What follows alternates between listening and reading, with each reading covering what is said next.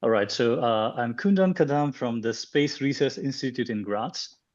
So I work there as a postdoc in the group of Peter Wojtke, and today I'll be talking about winds during a Furious outburst. So you can see the picture there of the conference. The DALI forgot to put the outflows there, so I put it myself. So I'll start with the astrophysical context. So the context in this case is disk winds, or how the disks evolve. Okay. So observational evidence, what does it say about the processes that occur during planet formation? So if you look at the ALMA dust rings, they're paper thin. So that tells you that the turbulence in the disk is not sufficient to drive the disk accretion. Similarly, if you see the CO emission line, it shows you that when you try to fit them, the evidence indicates very low turbulence. Similarly, when you have Similarly, when you have observations of disk winds, for example, resolved sources on the left side or unresolved sources, these are some kinematic decompositions of emission lines. You see that the disk emit these conical outflows, and these are identified with low velocity components of the disk winds. So tens of kilometers per second, as opposed to the jets, which are hundreds of kilometers per second. On the other side, when you approach the same problem of angular momentum transport from theoretical point of view, when you add more and more non-ideal MHD effects, what you see is the turbulence goes away. And instead, what you have is disk winds.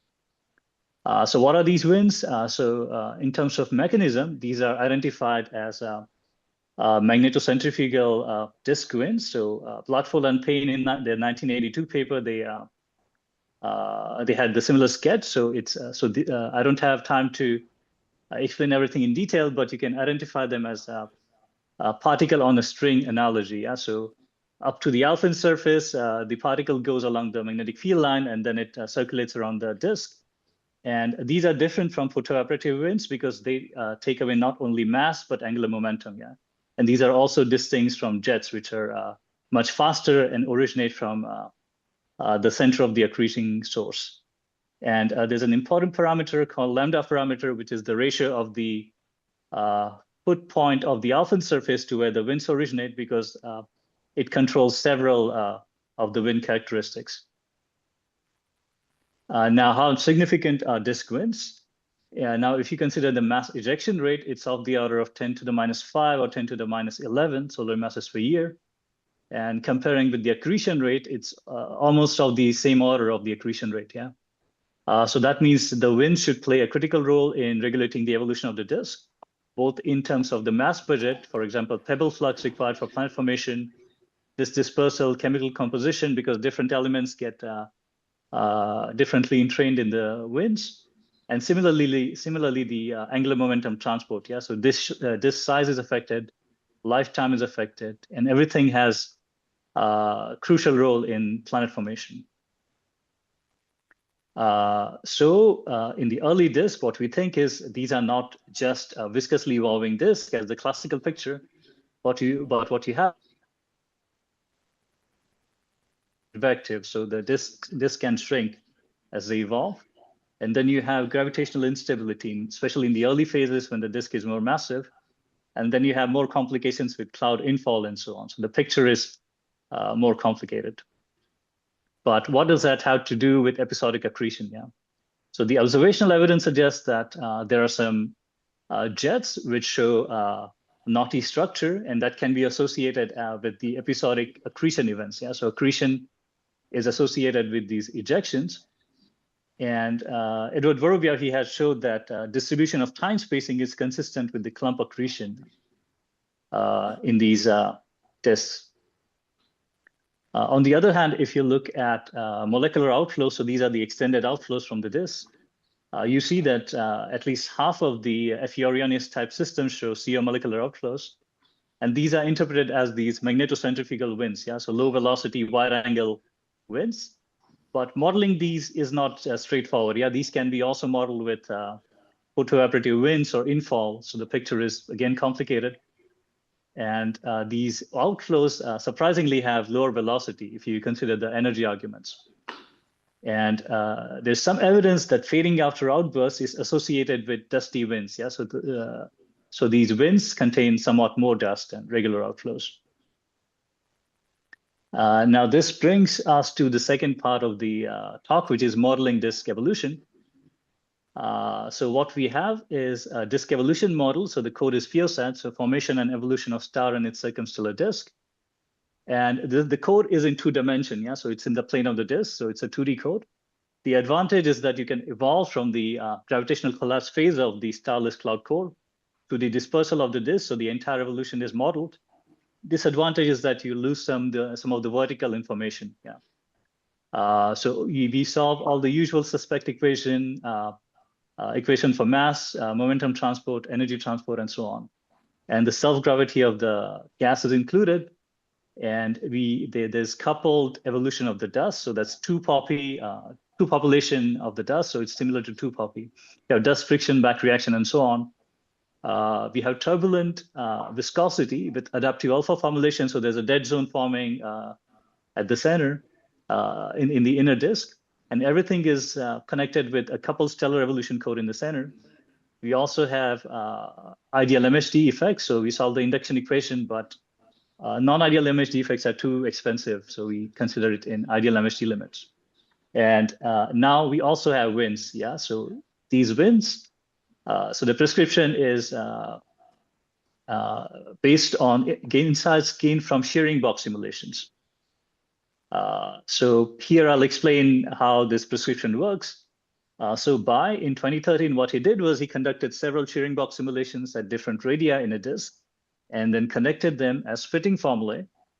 And what you get is a wind mass loss rate at any given radius, and wind torque, which is just the Z phi component of Maxwell's stress tensor. So these are just power laws, some power law based on radius and magnetic beta and the surface density.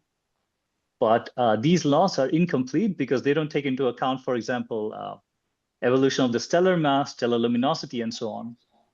So what we did is we corrected this formulae so that we can use them throughout the evolution of the disk, and then incorporated these into the hydrodynamic model. Yeah. So the angular momentum, so Z phi component, it forms a sinc term in the angular momentum equation. Similarly, you can calculate a sinc term in the gas surface density. Energy equation is corrected so that the midplane temperature is unchanged. And dust surface density is corrected so that only small dust is removed from the system. So the assumption is that the grown dust settles to the midplane, and the winds originate at some scale height, so they take away only the small dust. And the winds act only over the centrifugal extent of the disk. Yeah, so as long as there's a centrifugal disk, the winds are there. And if the matter is infalling from outside, that part is not considered in the winds.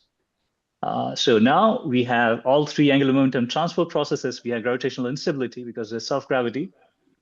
There's turbulent viscosity calculated by detailed ionization balance equations. And now we also have magnetic disk winds. So let's see what we get when we consider all 3. So here I show you a movie of the disk evolution. So this is the gas surface density. On the left-hand side, you see model GV, so it considers gravity and viscosity. And on the right-hand side, GVW, that means it considers gravity, viscous evolution plus winds. So you can see the early evolution was dominated by spiral arms and GI. And as the disk evolves, the model on the left, it just gets bigger and bigger because that's what viscosity does. They transport matter inwards and angular momentum outwards. And there's no way for the angular momentum to escape, so the disk just gets bigger and bigger. And you actually get disks of the order of 1,000 AU and so on, and which are much larger than what we expect from, for example, ALMA surveys. On the right-hand side, when you include the disk winds, you can see the disk is nice and small, small in the sense of the order of 100 AU. And these disks are much more congruent with ALMA surveys, both in terms of mass, dust radii, gas radii, and so on. So at this point, you might realize that the disk is fluctuating at some point. 5 minutes left. Okay, yes. So what we are going to do now is zoom on to the central 10 AU of the disk. So this movie is a bit complicated, but I'll try to explain what's going on. So on the top panel, you have gas surface density, temperature, alpha, and grown dust. Yeah, so this movie is similar to what Indrani Das showed yesterday. So this is the same code. So the top panel is not new. Yeah, so what's going on essentially is you have some small viscosity in the dead zone, which is sufficient to increase the temperature above the ionization temperature of the alkali metals. Yeah, so that triggers the MRI instability. The alpha suddenly increases, and you have this outburst. And the bottom panel is new. So what it shows is mass loss rate of the gas, sigma dot grams per centimeter square per year, sigma dot for the wind, then the wind velocity, and the small dust component. Yeah. So what's going on here, I'll move on to the slides again, is that when you have an outburst, the grown dust is destroyed because the dust fragmentation limit depends on the temperature. It also depends on the alpha, and it gets converted into the small dust, which is shown here. And all of this small dust is available for ejection due to the winds. So in the second panel, it shows you the wind dust mass loss rate. And in the third panel, you can see that when it's outbursting phase, the wind velocity is decreased because relatively more amount of mass takes away the available angular momentum. So wind velocity essentially decreases during this outburst. And at the end, you can see the rings are gone and the disk is empty, the inner disk. Now we focus on some of the outburst properties. So on the left-hand side, the first panel, we show the luminosity curve. So you can see it's nice, sharp rising and slow decline outburst. So the duration is almost exactly 100 years. The rise time doesn't match exactly. It's actually 10 years, but that's okay because we don't, we have a sink cell in the center. We don't model the very small scale processes. The second panel shows you the accretion rate onto the star. So that's the black line. A red line shows you the mass loss rate of the winds in terms of gas. So you can see in the quiescence, there's almost as much ejection as accretion, and then you have some increase during the outburst. The blue line shows you the wind dust ejection rate, and when you take a ratio of these two, what you get is the final curve. So that's the mass loss rate of dust to gas in the winds. So you can see in the quiescence, the dust is actually, the winds are actually dust depleted. It's 10 to the minus 4 or lower. That's because most of the dust gets settled in the midplane. Yeah, so the winds originate from the top and bottom of the disk, and they're dust depleted. But during the outburst, the dust content actually increases over an order of magnitude. So these winds should be somewhat dusty as compared to regular winds. And on the right-hand side, it shows you the long-term evolution. So I show only 0.5 million years, but you can run them up to the disk dispersal. So these are the outbursts. They match nicely with what we expect from observations. Second panel shows you the wind properties, how the gas and dust behave. They go increase during the outburst, and the wind velocity actually decreases, yeah, during outburst. So this is the maximum velocity on the computational domain. It matches again what we expect from observations. The last panel shows you the dust content in terms of grown and small dust. So you can see during outburst, there are steps for grown dust. The grown dust is destroyed, it's accreted onto the star, but the small dust increases, and that's what becomes available for ejection from winds. So that's about it. So I'll summarize my talk. So basically, winds are important. They're really important for evolution of the disk, and paradigm is shifting from viscous evolution to MSD disk wind dominated evolution. We have a model which includes all three processes of angular momentum transport, turbulent viscosity, disk winds, gravitational instability, with coupled dust evolution. So the evolution is reasonable over long term, and episodic accretion matches expectation. Yeah, so these outbursts, those are preserved even with winds. And winds ejected during outbursts are dusty. They're dusty in quotes because they're dusty as compared to regular winds and not ISM. And outflows have lower velocity during outbursts, and which also matches some of the recent observations. And on the right-hand side, I have a nice cartoon which is modified for to match MHD winds. So that's all I have, and I can take any questions if you have. Thank you.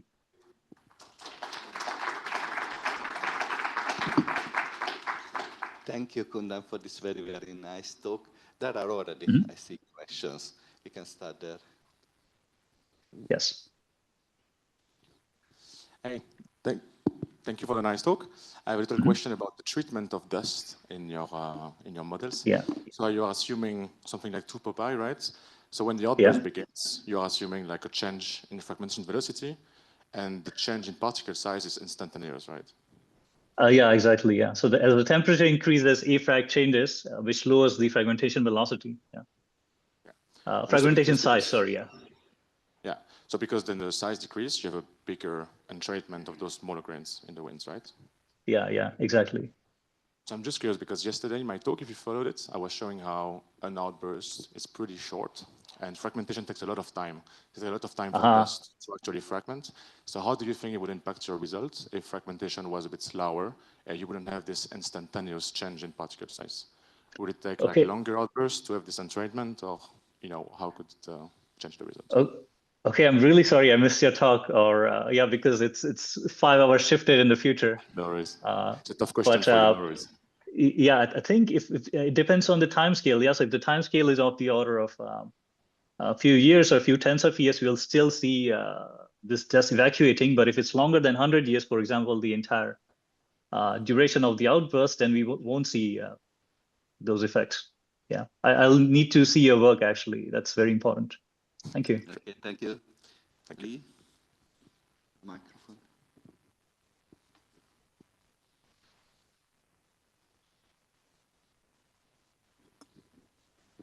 So if you look at the optical spectra, okay, of these things, there's actually winds of hundreds of kilometers per second coming off of the inner disk, right? Okay. So this slow stuff basically comes from the CO, and it's pretty likely, I think, that in most cases that's swept up ambient material, and that's why they're so slow. Okay, there's a molecular hydrogen flow that people now see with JWST in protostars. That's narrower and that's not too fast, but the CO itself is often thought to be just swept up stuff. So, so my question, and actually that's interesting that what you show the thing on the left there. I forget it's DG now, B. You'll notice there's no CO flow on the bottom part.